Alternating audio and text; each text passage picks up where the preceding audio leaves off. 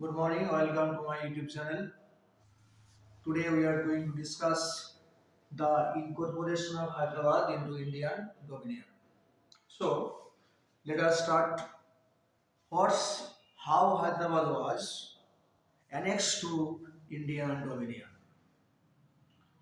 You have to know that after the independence, India had to face a lot of problems, such as social problems, political problems, economical problems, and foreign problems. Among all these problems, the inclusion of the native states was the most crucial, most dangerous problem. Before the partition, Hyderabad was an independent state. It was ruled by Nizam Mir Usman Ali Khan. At that time, Hyderabad had its own military, own postal system, railway system, and all these things. The Nizam of Hyderabad first accepted the subsidiary alliance authorized by Lord Wellesley. This princely state, the Nizam of Hyderabad, first accepted, first adopted the subsidiary alliance with the British. The British promised that they should provide Nizam all protection from any foreign attacks. But after the independence, there were three native states that denied to join India. All the other 565 native states either acceded to India or Pakistan dominion. But three states denied to join any of the two dominions. First Hyderabad, second Junagadh, third Jammu and Kashmir. Today we are going to discuss how Hyderabad became a part of India. You know, before the independence, the Congress leaders fought for the freedom movement of India, and the freedom movement spread all over India. Hyderabad was originally a part of Indian territory, but it was a native state. In principle, it had self-government, but in exchange of that, the Nizam had to pay tax to British. When India was divided into two dominions, India and Pakistan, the last Viceroy Lord Mountbatten proposed to all the states, native states, either to join India or to join Pakistan or to remain independent. So you may ask the question, why India? Why did India force Hyderabad to join Indian dominion? You have to know the geography. Just imagine the map of India, north and south. In the middle there was Hyderabad. It was a vast area, 82,000 square kilometer area with the population of 16.13 million. It comprised of 40% of the Indian territory. So, how could India let it remain independent? Once upon a time, Sardar Patel described that Hyderabad is just like a cancer in the body. If India is body, Hyderabad is in the middle of India. So if it remains independent, it was a great threat to the security, safety and sovereignty of India. That's why Nehru, Patel and B.R. Ambedkar all together wanted to incorporate Hyderabad into Indian dominion. But there was one opposition, the Nizam of Hyderabad, who was at that time the wealthiest person of the world.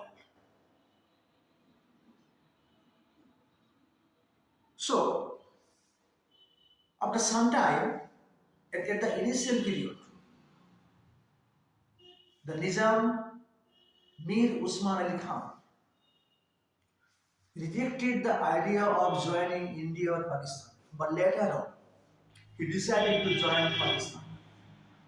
There, the problem arises. You should remember that Nizam was a Muslim ruler, but the most of the population of Hyderabad was Hindu. He ruled over 85% Hindu population. At the time, a militant group, a terrorist group, you may call, Mujlis Ittihadul Muslimin, was formed under the leadership of Nawaz Khan. He wanted to protect the interest of the Muslims. And during that time, a militia group, a military group,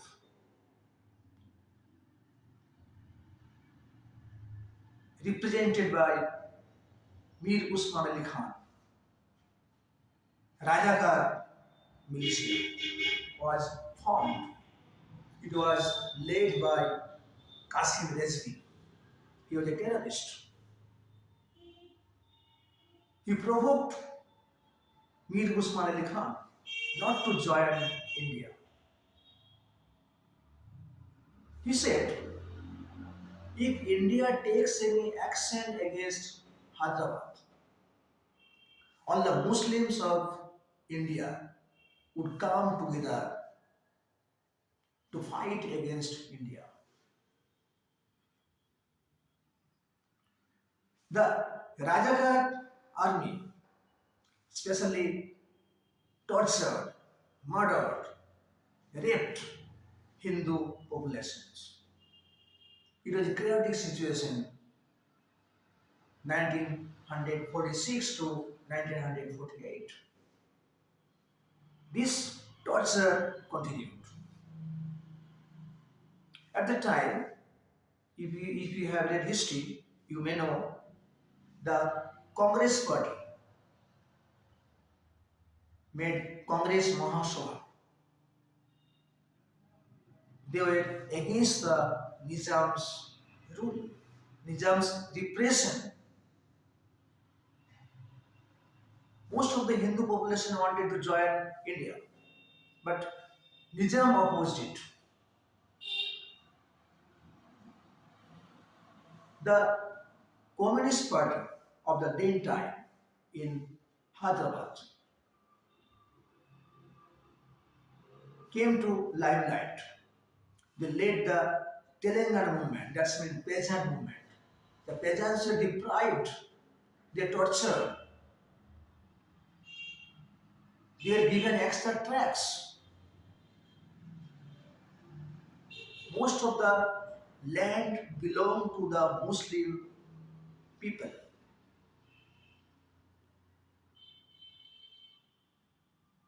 It was a mismanagement, misrule, and repression. Against this crisis, the people of Hyderabad wanted to join India and they sought the help of Indian Prime Minister Jawaharlal Nehru.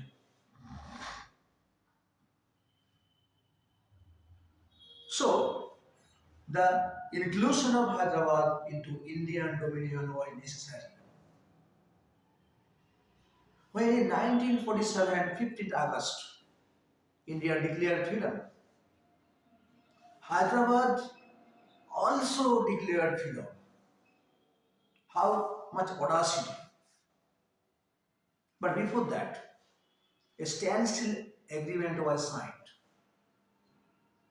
which provided Nizam to keep everything standstill, just like previous. What was going on? It would remain as usual. He would not take any step. In the standstill agreement, there was the provision that Nizam would not find any seek any foreign help. On the other hand, India would withdraw its military army from Secunderabad, and India did it. But Nizam loaned 15 pound, 15 million pound from Pakistan. Nizam wanted to take lease Goa from Portuguese. Nizam sent representative in the European nations.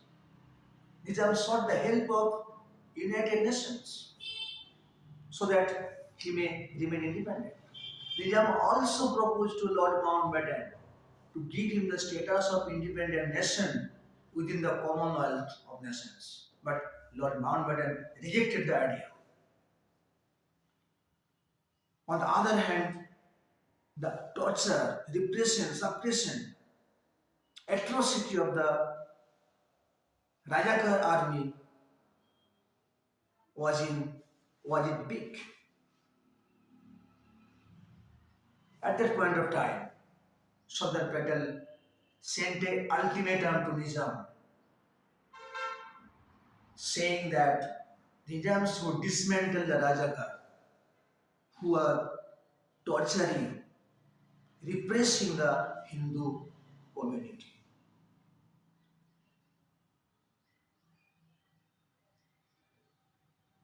So, but Nizam denied.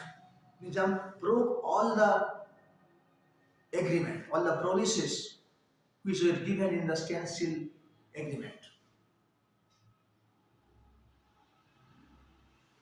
Here, under the leadership of Jayanta Narayan Chaudhary,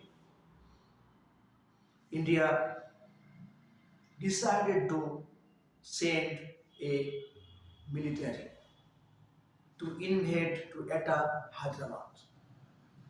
But to avoid international criticism, India called it police action.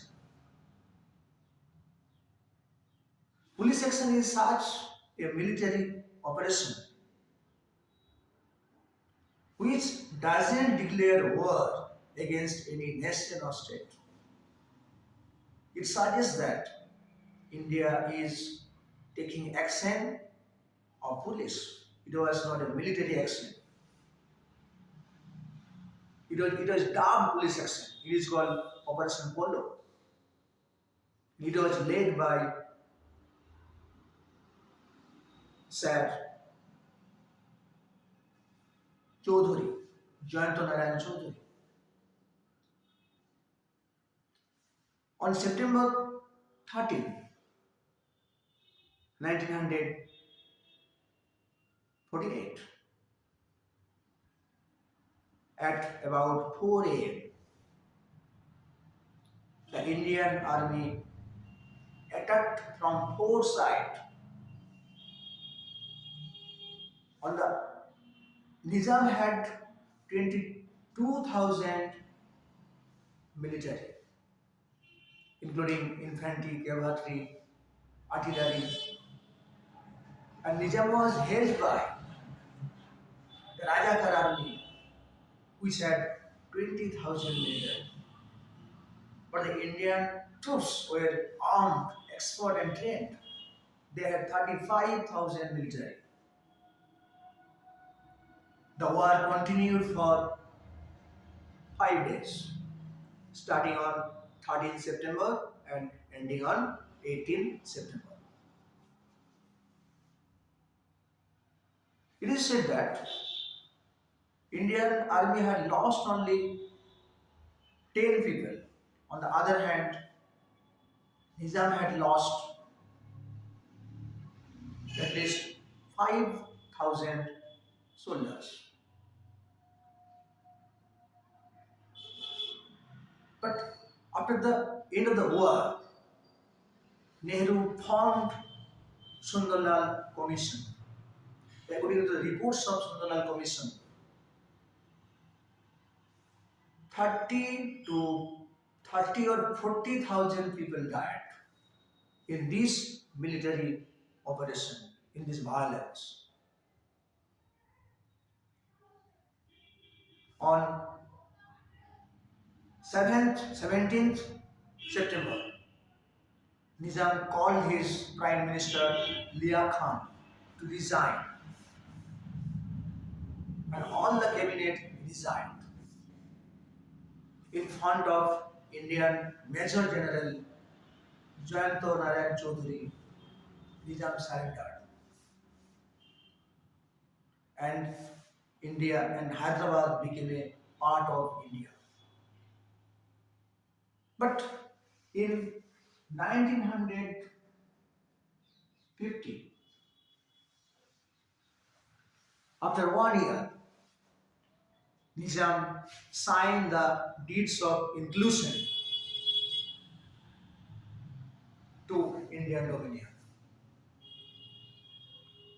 And in 1956, 26th February, officially Hyderabad became a part of India.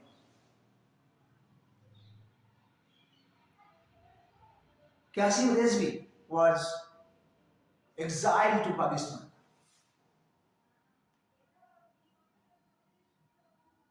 and Nizam became the Raj Pramukh of Hyderabad state.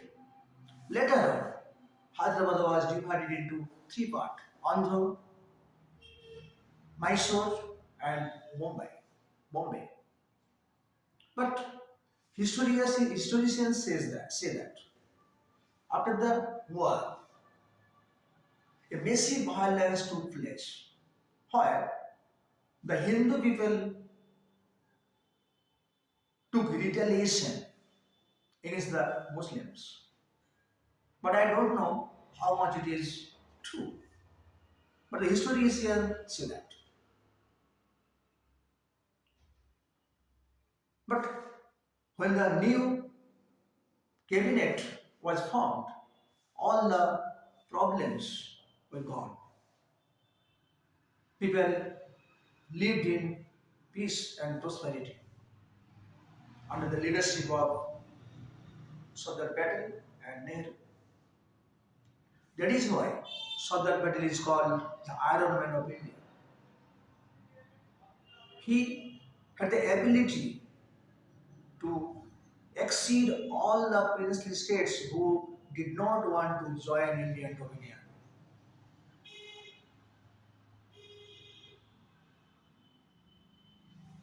Sir Sunit Kumar Rai says the inclusion of Hyderabad was most important for the sovereignty, secularity of Indian dominion. So this is how Hyderabad was incorporated into Indian dominions. There are so many reasons. I already have said you the reasons behind the inclusion of Hyderabad.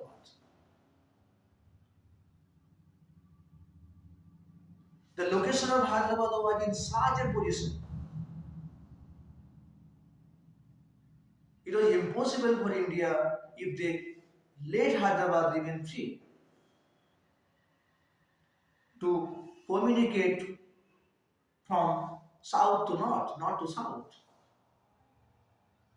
How is it possible? If within an independent territory, an independent country is formed, The government of India feared that if Hyderabad is laid free, all the other princely states who have already joined the Indian Dominion might demand for independence. So it is a threat for the Indian sovereignty, Indian secularity, and Indian integrity. That's all today. This is how Hyderabad was incorporated into Indian Dominion, how Hyderabad was accessed by India.